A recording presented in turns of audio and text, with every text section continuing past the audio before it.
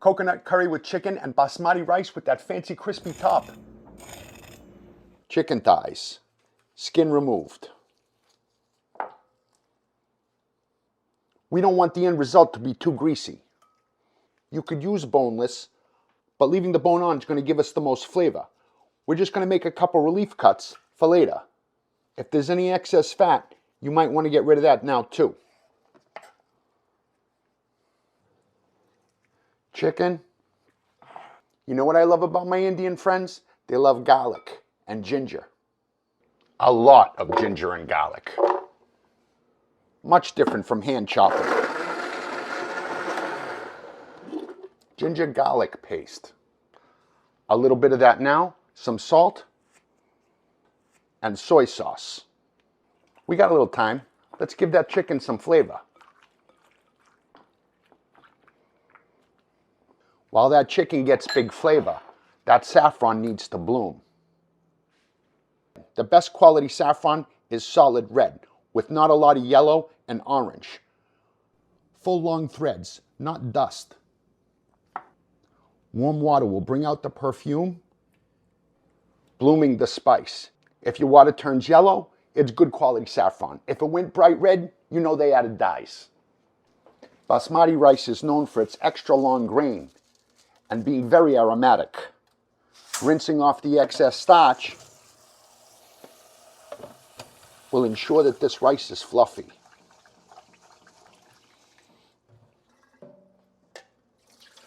No one wants gummy rice.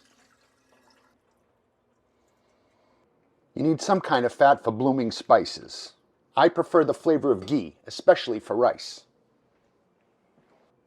Blooming green cardamom pods and mandarin peel. Blooming whole spices is the key to this style of cuisine.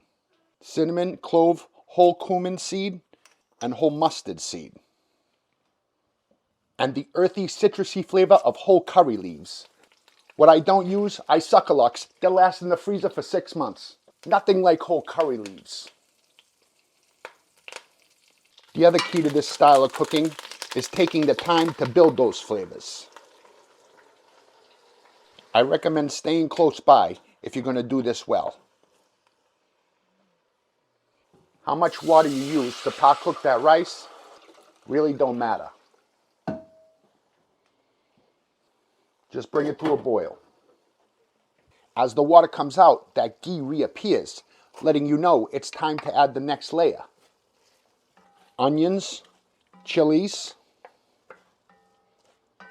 and we can start adding our dry spices. Coriander, lots of turmeric,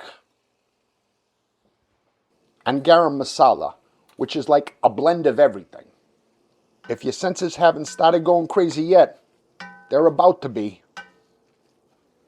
This rice is getting parboiled.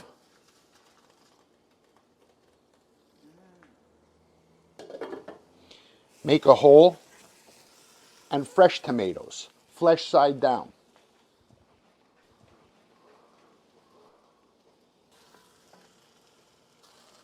We're building that sauce.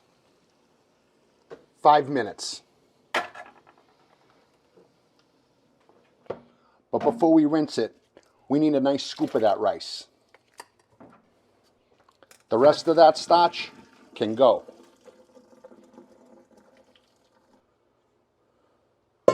That's perfectly cooked. The smell of perfectly bloomed saffron over freshly cooked basmati rice. You don't need that mandarin peel anymore. Don't forget the salt. We haven't added any yet.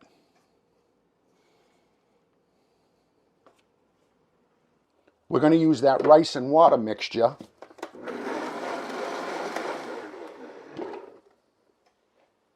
and some more ghee in a non-stick pan.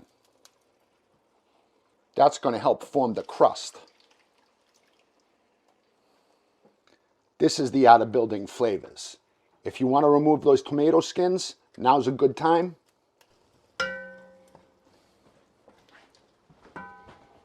This part to me always seems counterintuitive. Taking the time to build all that flavor. And then just adding raw chicken.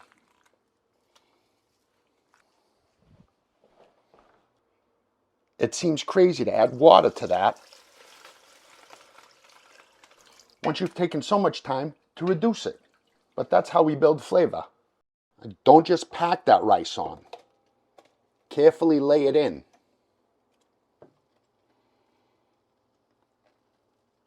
A layer of rice and a surprise of golden raisins and slivered almonds as a surprise in the middle.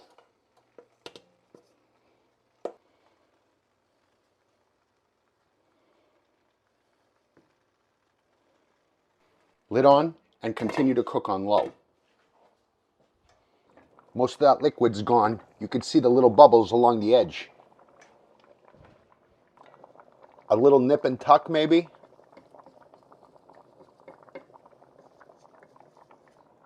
And a little more ghee along the edge.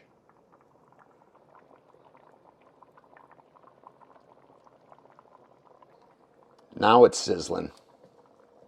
Half that water's gone. And that chicken's definitely cooked. To me, this is the whole reason we're here. Coconut cream. If you want it to taste like Indian takeout, f the milk, use the cream. Now it looks f***ing perfect.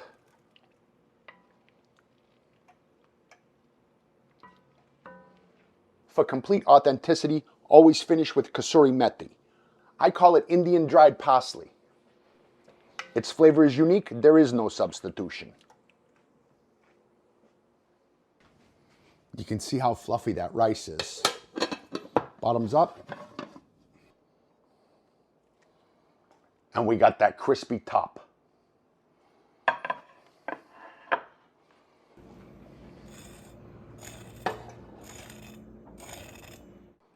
Some of that chicken.